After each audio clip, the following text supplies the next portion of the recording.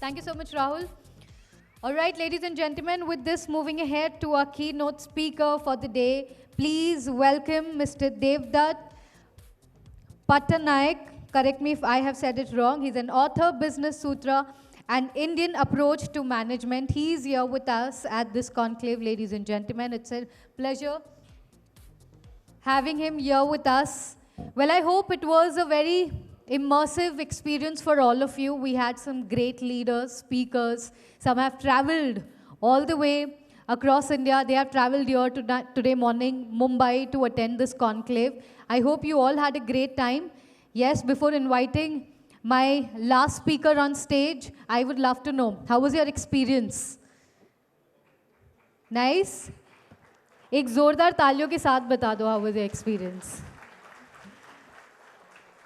We are happy that you had a wonderful time, and once again we would like to thank each one of you for joining us today, taking out from your busy schedule. Thank you for gracing this and making it a big success for all of us. We enjoyed hosting it for you, and here we bring you our last session, our keynote speaker. So ladies and gentlemen, please once again put your hands together for Mr. Devdutt, author, Business Sutra, and Indian Approach to Management. He's here with us. A big, big round of applause for this gentleman, please. He writes on mythology, which he defines as culture, truth, reveals truth stories, known for his TED Talk and TV shows. He spent 15 years working in the pharma and healthcare industry. It's a pleasure having you here with us, sir, and that wonderful smile. Looking forward for your session. Over to you. Thank you. Yeah, please.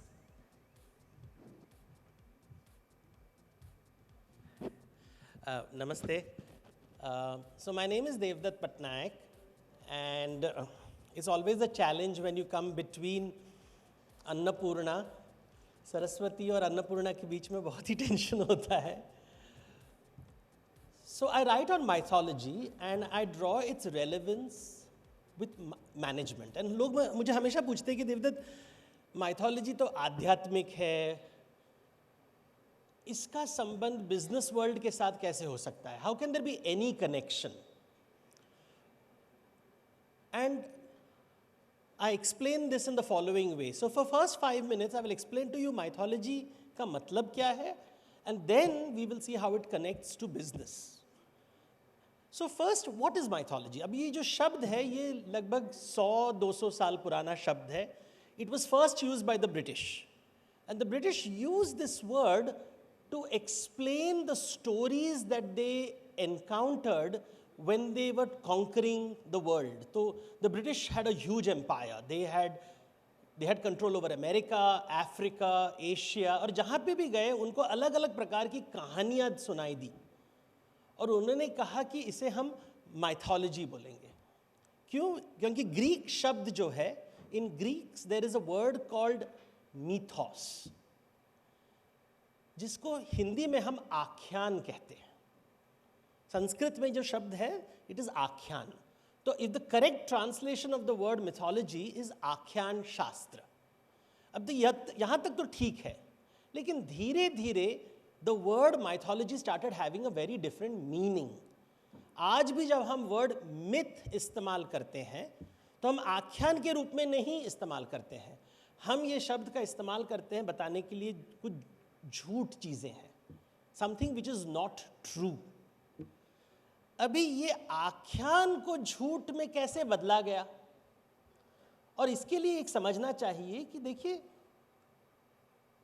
100 साल पहले दुनिया में साम्राज्य होता था. People used to have empires, used to have kingdoms, and when you have an empire or a kingdom, जो भी emperor होता है, जो भी सम्राट होता है, जो भी राजा होता है, he decides what is true.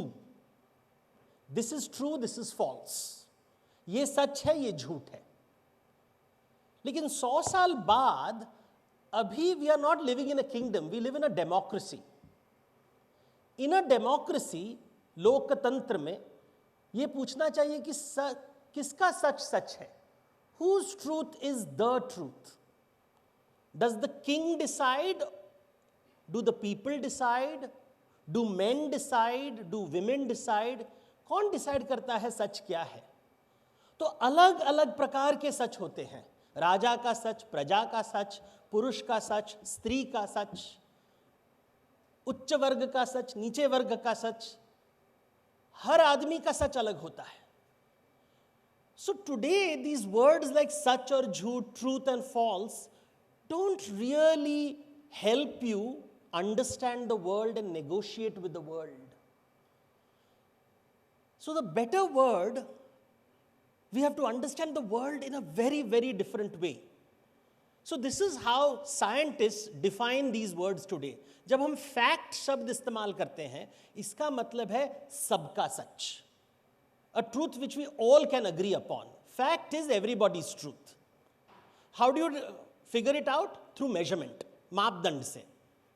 उसका प्रमाण होना चाहिए. It should have measurable truth. So if somebody says my asset is, I have 150 crores, that's my asset value, you'll say measurable होना चाहिए. Somebody should be able to measure it, and you don't trust anyone. You have an audit department. कि भैया हम आपके बात को नहीं believe करते हैं, we trust the audit department. आजकल ऑडिट डिपार्टमेंट के ऊपर भी ट्रस्ट थोड़ा कम हो गया है, लेकिन फैक्ट का मतलब है it has to have be measurable. That is very important. केवल विश्वास से नहीं बनती है बात, ये वैज्ञानिक होता है. It has to be measured. इसका विपरीत है फिक्शन, नोबडीज ट्रूथ, तो कल्पना वाली बातें. तो everybody's truth is fact, nobody's truth is fiction. इन दोनों के बीच आख्यान आता है, स्टोरी आता है,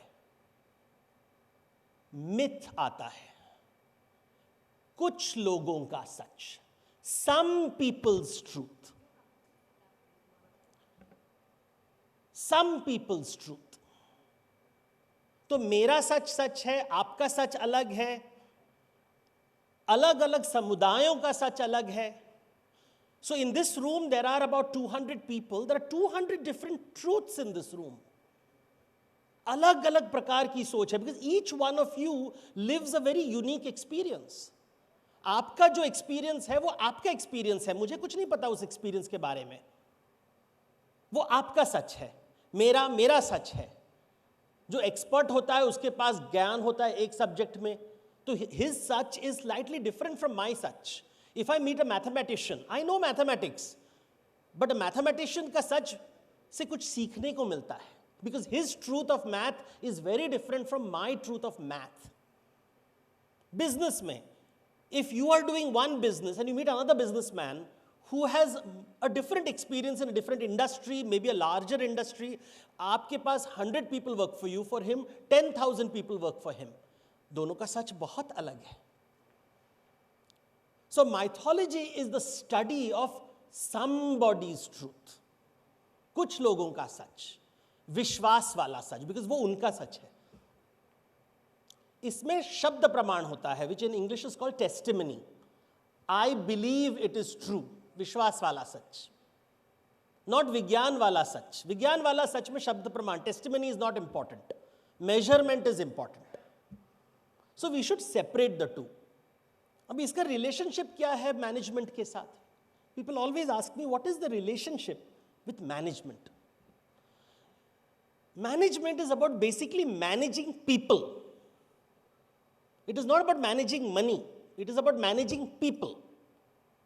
कस्टमर ह्यूमन बीइंग है, एम्प्लॉय ह्यूमन बीइंग है, पार्टनर ह्यूमन बीइंग है, इन्वेस्टर ह्यूमन बीइंग है, ऑडिटर, रेगुलेटर, गवर्नमेंट, सब ह्यूमन बीइंग्स हैं.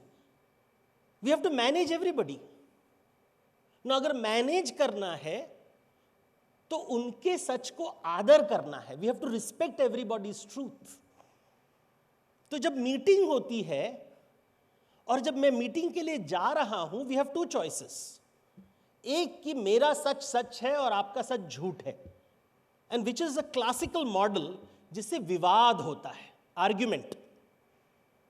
तो जब भी विवाद होता है, somebody thinks their truth is the truth. Their truth is the truth. मेरा सच ही सच है. अभी मजेदार बात क्या है, in English if I right the truth, THETRUTH, that truth I will write with capital T. इसका हम हिंदी या कोई भी इंडियन लैंग्वेज में अनुवाद नहीं कर सकते हैं. The is the definitive pronoun. The truth. There is no such figure of speech in Indian languages. The truth का जब मैं ट्रांसलेट करता हूं, I get words like param satya, ekam satya, but these are quantitative. Param means total truth, total, quantitative. Ekam, only one truth. The truth is qualitative. नहीं मिलता है. All of you are finance guys. Quantitative और qualitative में बहुत फर्क होता है. The truth is qualitative. Opposite of the truth is false. झूठ है, रिलेटिव ट्रूथ. परम सत्य का ऑपोजिट क्या है? लिमिटेड ट्रूथ, खंडित truth, something which is incomplete, inadequate. So now when I enter the room and talk to you and I say देखो मेरे पास मेरा सच है, आपका सच है, दोनों बात करते हैं, संवाद करते हैं. Let's have a dialogue, not debate, dialogue. The chances of a good relationships are very strong. संबंध बनता है, हम बंधु बनते हैं. We become friends, we connect as human beings. क्योंकि मेरा सच परम सच नहीं है, आपका सच भी परम सच नहीं है, दोनों बात करते हैं. I am an expert in some areas, you are an expert in some other areas. Now we can have a genuine conversation. I enter the room not with combat, but with curiosity, जिज्ञासा. युद्ध के लिए नहीं. देख मैं सच बोल रहा हूं. Now it sounds very nice, but now let us look. I teach in a lot of business schools, MBA colleges. I talk to a lot of corporates. और मैंने देखा है last 10 years, I have been doing this for over 10 years now. I have spoken to almost every industry. I have spoken in finance industry, IT industry, hotel industry, any industry you tell me, I have done workshops. और फिर मैंने देखा चारों तरफ एक भाषा है, एक लैंग्वेज है. Let me give you an example. आपके बच्चे जब बिजनेस स्कूल जा रहे हैं, whether they're going in India or they're studying in Europe or they're studying in America, उनको ये सिखाया जा रहा है.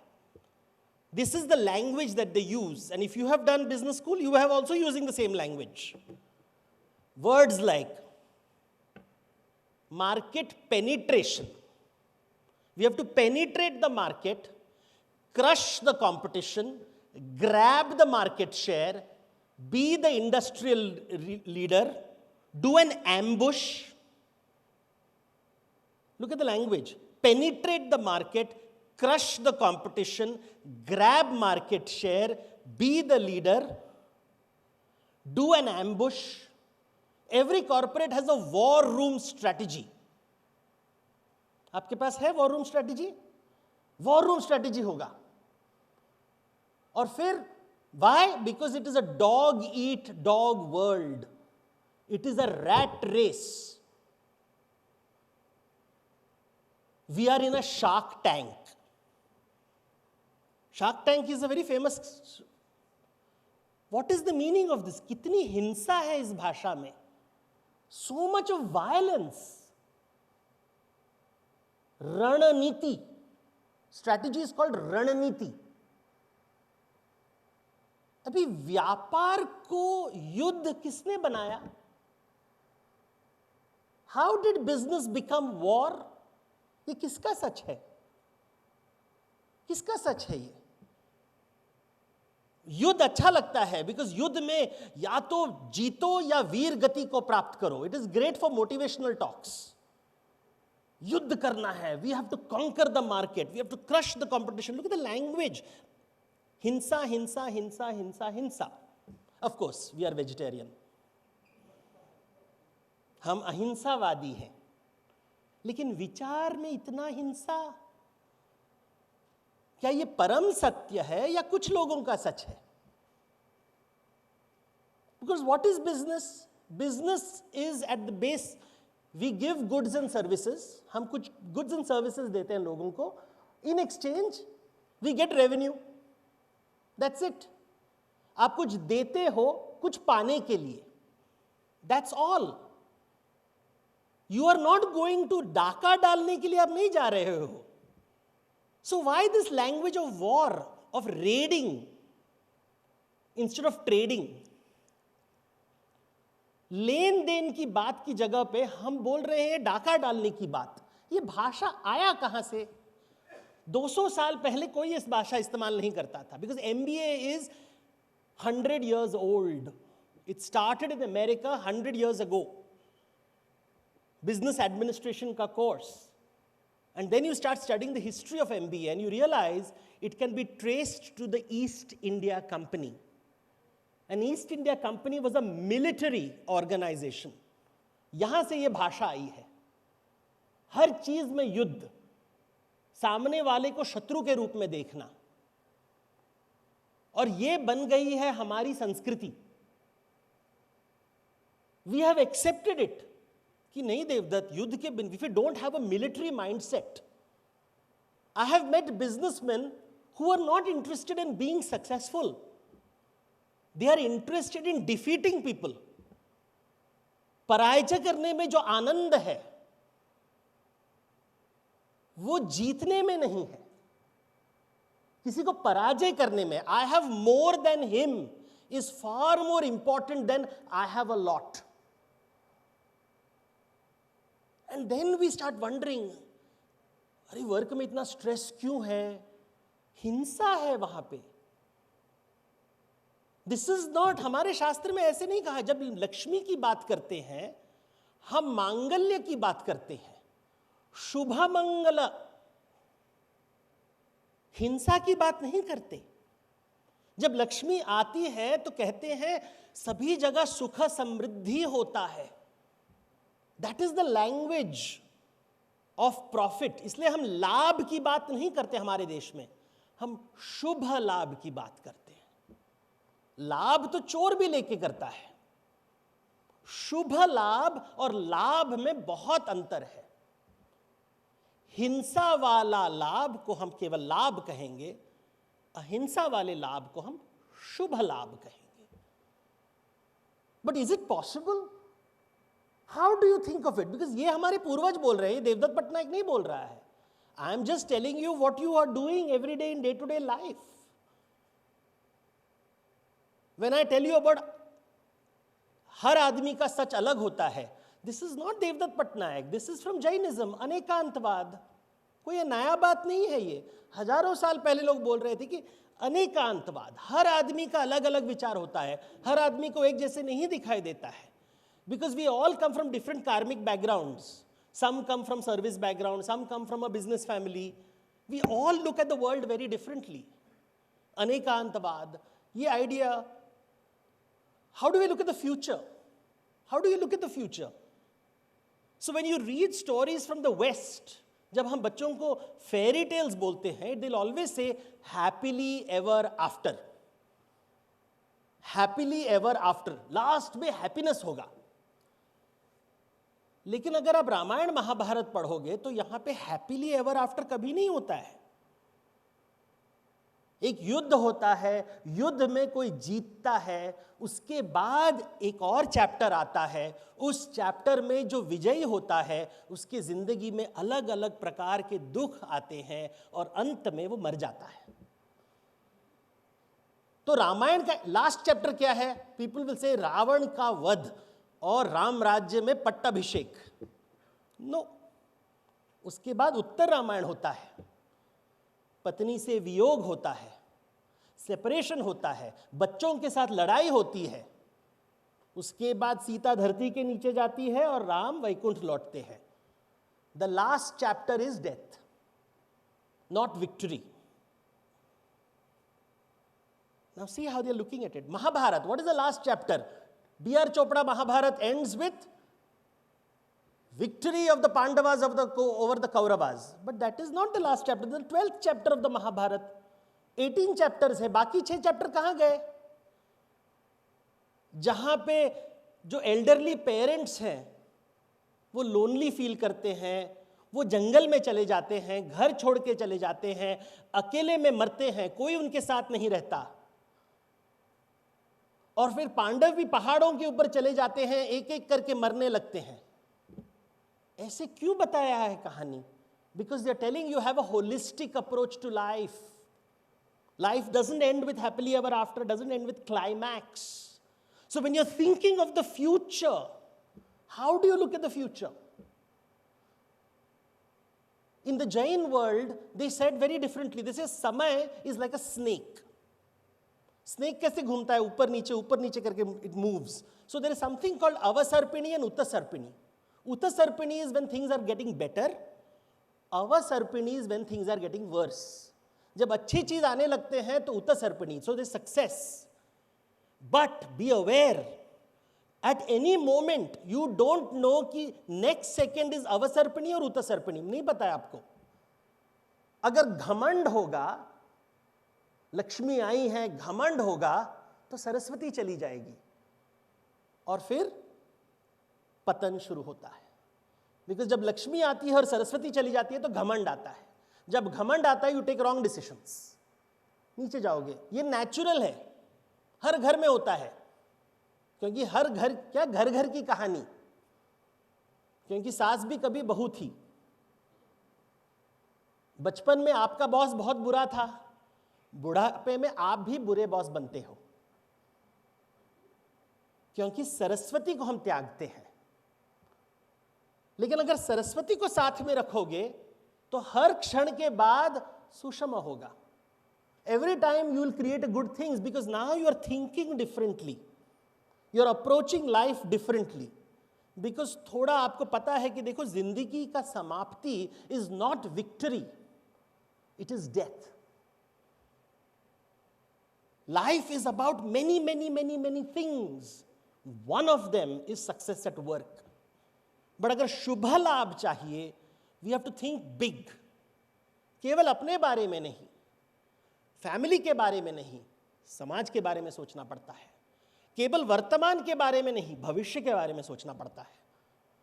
जो छोटी सोच का आदमी है वो केवल अपने बारे में, अपने फैमिली के बारे में सोचेगा, वर्तमान के बारे में सोचेगा. लेकिन जो महापुरुष होता है, he will think of a wider world, he will think of the future, he will think bigger. His view of life will be very different. He will approach life very beautifully. He will see things very differently. I will give you an example using a tree. पेड़ को देखिए, पेड़ को देखिए, and you will realize how our scriptures, one of the things that we forget is how important plants were to Indians. हर देवी देवता के साथ एक पेड़ जुड़ा हुआ है. कृष्ण के साथ तुलसी, शिवजी के साथ बेल, देवी के साथ नीम का पेड़. When you read Buddhist literature, every Buddha, there's not one Buddha, every Buddha, बरगद का पेड़ is related to, साल का पेड़ is related to it, Champak का पेड़ is related. If you read the Jain literature, each and every Tirthankara is associated with a plant. Why are plants important? And that's a very good way. अगर हम पेड़ का दर्शन करते हैं, we understand how to live our life better, how to think of the future, how to work together. So let's look at a plant. पेड़ का दर्शन करते हैं, and let's see what we can learn from it and try to figure out whether that truth can be our truth. So every plant, now what is the difference between a rock and a plant?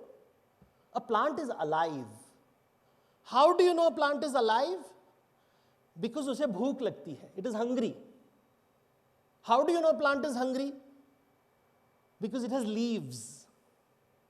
And the leaves are looking for sunlight. जैसे आप opportunities को ढूंढते हो, पेड़ भी opportunities को ढूंढता है. It has leaves, it has roots. Roots go in search of water. Leaves go in search of sunlight. That's exactly how we look for customers. We look for opportunities. We look for investment. Because opportunity नहीं होगा तो growth कैसे होगी, वृद्धि कैसे होगी? Plant grows when there is sunlight, water, nutrients, oxygen. उसको चाहिए. वो उसका लक्ष्य है. लक्ष्य से लक्ष्मी. तो पेड़ को भी लक्ष्मी चाहिए, हमें भी लक्ष्मी चाहिए. जहां लक्ष्मी होगी हम वहीं पे जाएंगे, ढूंढते रहेंगे लक्ष्मी को. It is in the form of water, it is in the form of sunlight. For plants, for animals it will be maybe another plant, maybe an animal. For humans, Lakshmi, we call it revenue, cash flow, top line, bottom line, भाषा अलग है. We don't use word भूख, no, we use words like demand, want, ambition. But ambition क्या है? भूख ही है. 80 साल का आदमी अगर कहेगा कि मेरे पास अभी भी एम्बिशन है, इसका मतलब है अभी तक इसकी भूख मिटी नहीं है. शायद वो बकासुर है, बहुत भूख लगती है उसको, मरते दम तक भूख नहीं मिटी. फिर पेड़ को वापस देखिए और फिर आपको देखिएगा कांटे हैं उसके हाथ में. It has, why does a plant have thorns? Because उसे डर लगता है कोई उसे खा जाएगा. इनसिक्योरिटी है, कोई मुझे खा जाएगा. So every plant has thorns. Now look at yourself. You have leaves because you're looking for opportunity, but you also have thorns to protect yourself. Threat. So opportunity के लिए leaves है और threat के लिए thorns है. So plant का भी हम SWOT analysis कर सकते हैं, आपका भी SWOT analysis कर सकते हैं. So when I look at you ऐसे, बाप रे कितने कांटे हैं इस आदमी में, कितने कांटे हैं. How insecure he is. कितना डरा हुआ है. कांटे ही कांटे हैं. बबूल का पेड़ है, लीव्स तो दिखाई नहीं दे रहे हैं, इतने कांटे हो गए. But then you realise every plant knows it is also mortal. Every plant knows that it is going to die. And how do you know plant knows it is going to die? उसे मृत्यु के बारे में पता है, क्योंकि उसके पास फूल और फल होते हैं. It knows in order to stay alive, वो मरेगा, लेकिन उसका बीज, its seed has to survive. How do you produce a seed? For a seed, you first produce a flower. फिर flower के अंदर there is nectar. So now you call insects, you call butterflies, so that there can be pollination. So when a plant is producing flowers, it is part of a process. मैं मरने वाला हूं, मुझे जीवित रहना है, वो इंसेक्ट्स को बुलाता है, pollination happens, fertilization happens, fruit is created. Now the fruit, one animal will eat this fruit so that it can take the seed far away and put the seeds everywhere. अभी तक plant अपने बारे में सोच रहा था. When it was producing leaves, it was thinking about itself. मुझे जीवित रहना है. कांटे थे, अपने बारे में सोच रहा था. But the moment it wants to be immortal, मृत्यु पर विजय प्राप्त करना है, तब वो कहता है कि मुझे लोगों के साथ काम करना पड़ता है. So now I will produce flowers which will benefit insects and birds. Now I will produce fruits that will benefit animals. Only when I help insects and animals will I survive. अमृत मिलेगा मुझे जब मैं दूसरों की सहायता करता हूं. जब हम दूसरों की सहायता करते हैं, दूसरों की भूख मिटाते हैं, तब जाके हमें अमृतत्व प्राप्त होता है. तभी लाभ शुभ लाभ में बदल जाता है. And we don't see business as producing flowers and fruits to help other people, because every business creates employment opportunities. Every business creates goods and services to satisfy the needs of the market. हम जब मंदिर में जाते हैं तो भगवान को हम नैवेद्य देते हैं.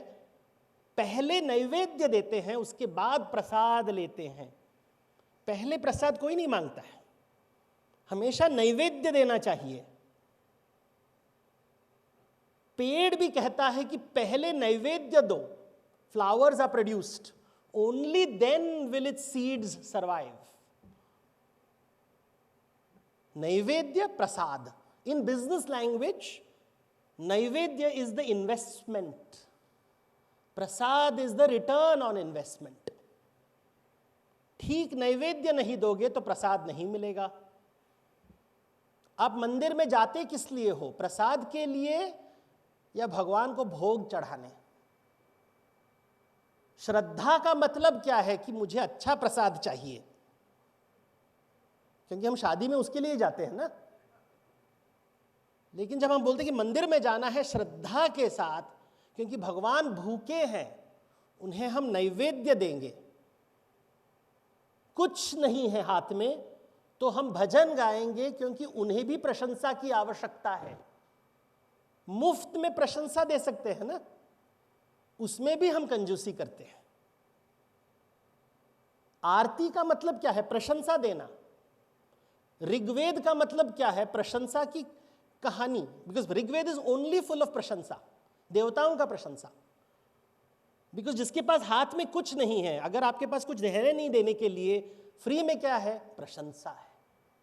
लेकिन जब तक दोगे नहीं, मिलेगा नहीं। Unless you give, you won't get. कुछ पाने के लिए कुछ देना पड़ता है।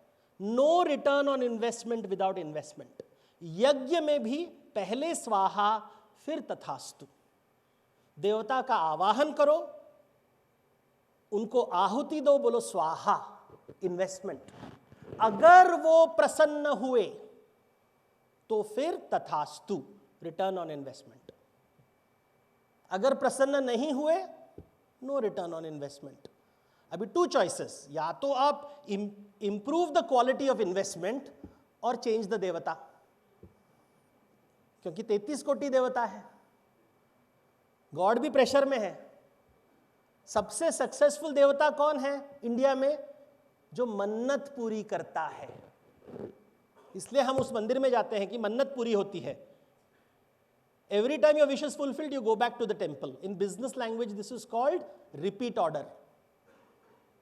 अरे वो मंदिर में जाके मेरा विश पूरा हुआ, वापस मैं जाने वाला हूं, मेरा जो प्रॉफिट का शेयर भी दे दूंगा उनको, return. And then you are so happy, you will tell your cousins, family, everybody, उस मंदिर में जाओ। In business this is called referral.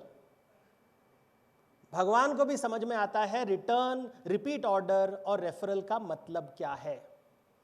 All sustainable businesses are based on repeat orders and referrals. If you don't get repeat orders, you don't get referrals, शुभ लाभ नहीं है, सिर्फ लाभ।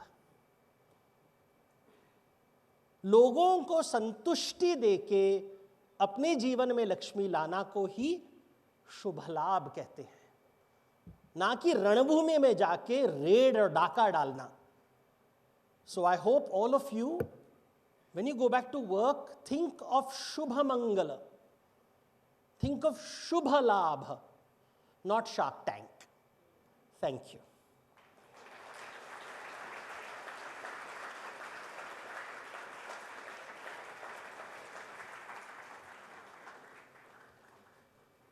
We have time for a few questions if you want to ask me.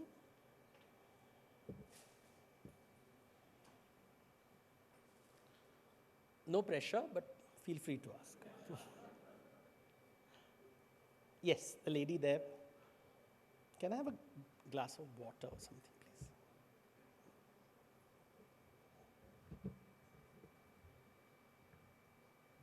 Yes, ma'am. The lady there, the white. Sorry, sir. This question might be very stupid also, but I heard from my, family, you say, or grandparents, that Saraswati जहाँ पे होती हैं वहाँ पे लक्ष्मी नहीं होती है, जहाँ पे लक्ष्मी होती है वहाँ से सरस्वती चली जाती है. So how to get both these together? That is what I wanted to ask. See, when Saraswati comes to you, you know how to invest correctly. So investment is आपके पास से पैसा चला गया. Because money is not with you, right? You invest in someone else. So जब सरस्वती आती है तो लक्ष्मी चली जाती है, because you know how to invest correctly. जब लक्ष्मी आती है and you make a lot of money, then you feel you are the most important person on earth. Saraswati runs away, you forget to invest. And when you forget to invest, पैसा सड़ने लगता है, खाना सड़ने लगता है. लक्ष्मी चंचल है.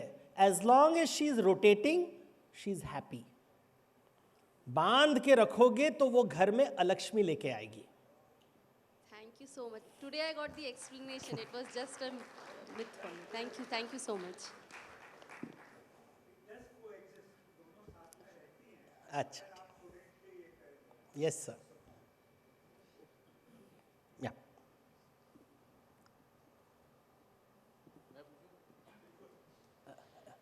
We'll take this and we'll take this. लोग कहते हैं कि जो लक्ष्मी है या जो धन है वो सेकंड या थर्ड जनरेशन के बाद नहीं रहता, उसका कुछ उपाय बताइए।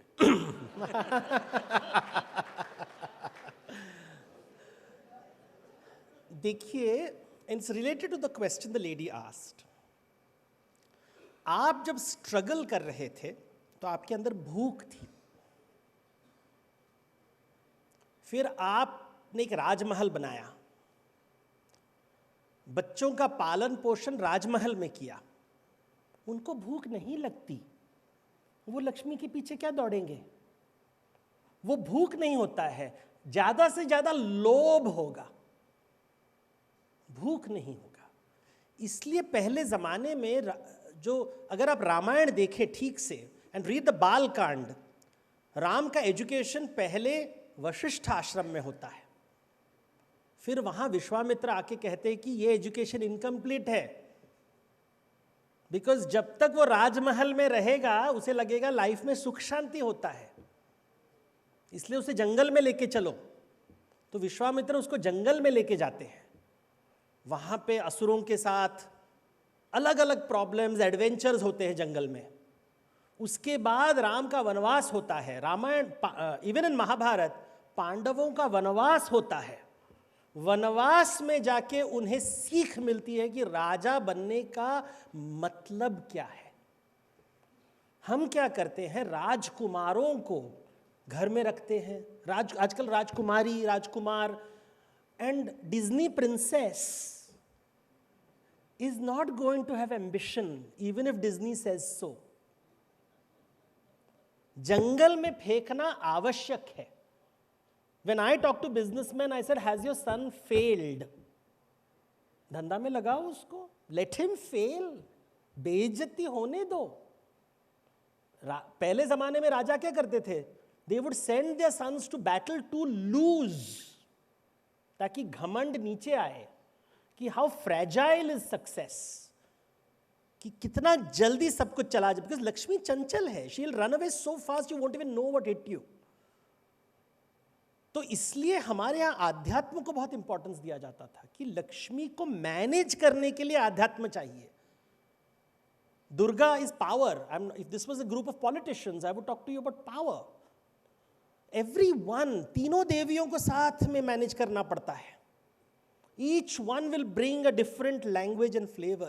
So to manage business, because I work with many business families, I look at their children. उनको लगता है कि father's intelligence will come into them through osmosis. Automatically, they'll become CEOs of companies. They will become directors.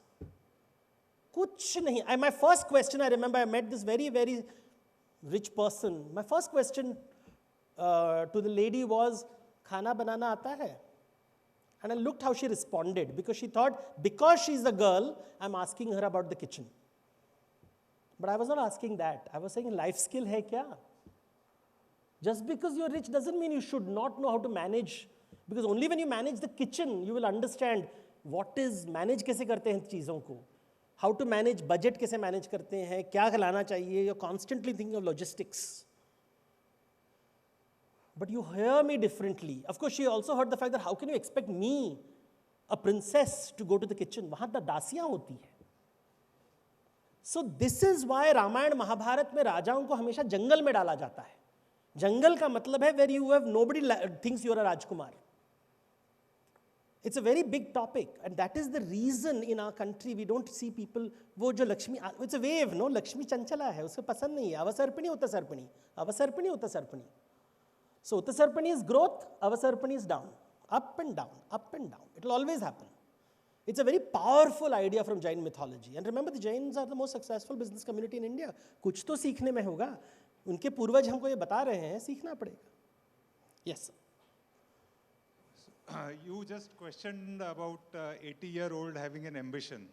What is wrong in 80 or 70-year-old? Nothing wrong in being a bakasur till the day you die. No. लेकिन I will conclude this session with my favorite line.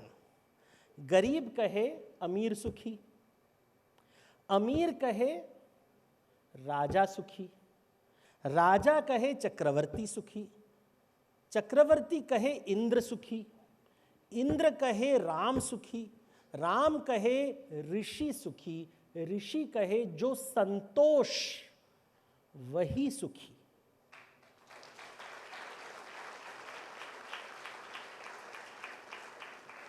To be a businessman, you don't have to be Bakasur.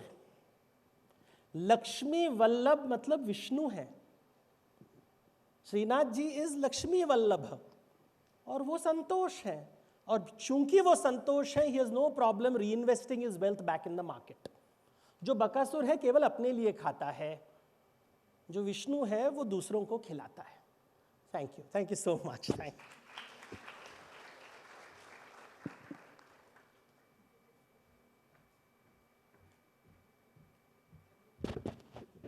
May we have a huge round of applause for Mr. Devdutt Patnaik.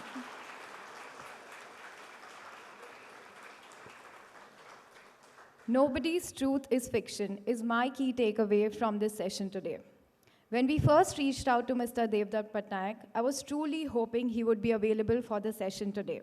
So thank you, sir, for accepting our invitation. Having read his books, I believe no other author in the country has been able to move a whole generation towards mythology the way he has. So thank you once again, sir. And may I now invite Mrs. Madhu Bagaria and Mr. Arun Bagaria to felicitate our keynote speaker for the day.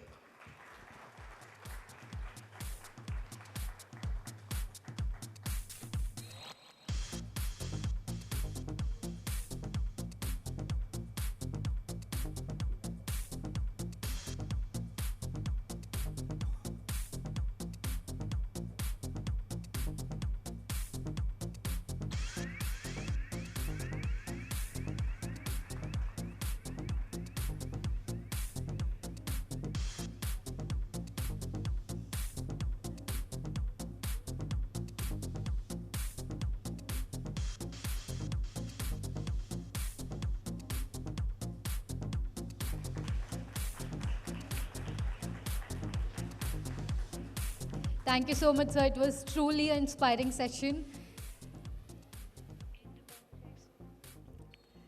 Thank you. All right, ladies and gentlemen, with this we come to the end. I would now like to invite on stage Aanchal Bagaria. Please give a huge round of applause for her for the vote of thanks. Thank you. Good afternoon, ladies and gentlemen. On behalf of Bagaria & Company, I stand before you to extend our deepest gratitude for your gracious presence at this conclave.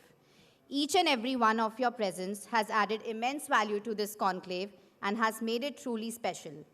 The success of this event would not have been possible without the support and collaboration of multitude of individuals and organizations.